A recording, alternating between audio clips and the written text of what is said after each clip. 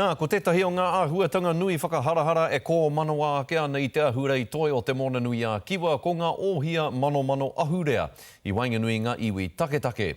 Ko tino whiria te tau kāia o te whanaungatanga i Wainganui te kapa haka o te whānau apanui me te ropu ahurea o Chamorro no Guam i ngā rangi nei.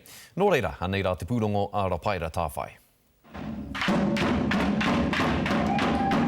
He hononga a iwi a ahurea anō hoki. The synergy level was through the roof. We're all sweating, and I don't think it was warm. I think it was just our energy, just kind of our mana, and we call it our kana, is just meshing, and so it's just an amazing, surreal experience. We're so grateful for you guys to be here.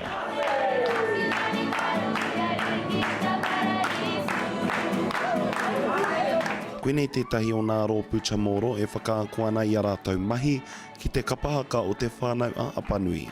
He tuatahitanga mo enei rangatahi no Guam. Yeah, they were good. You could tell their experience and stuff. It was so much fun. I'm glad that we got the opportunity to learn from each other, and it's just another story to tell and share, and it's another memory to share. My students now see that their culture is worth perpetuating and that they feel connected and part of a bigger humanitarian brotherhood and sisterhood. Me pūmau pea ki ngā mahi a te Māori. Kare ngoi ua. Ai te mea ko māro pea e nā mono niki. Ko ia mātou kare ngoi riki ake ki te Māori. Ka wāhine tata nei ki te hura. Ka ngā niki a te hura nei ngā tāne. Māori riki ake ki te mau rākau a te Māori. Rere e pai. Me tina wa ratma wa te mahi ngai te ripene. Tērā pea ka mahi anō e mātou i ngā tuetu mai.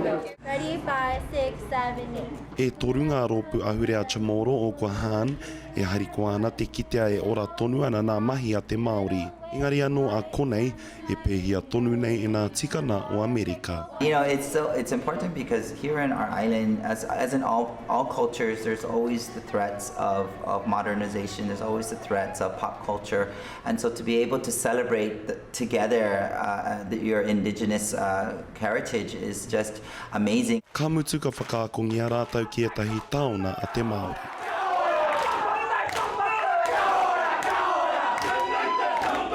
We only see these in movies, and we rarely get a chance to meet and exchange with people from Aotearoa. So I know this is going to last forever in the hearts of our young folks.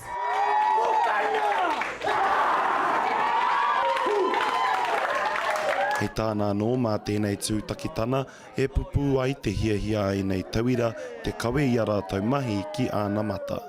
Rapaira Tāwhai atu i Guam mō te karere.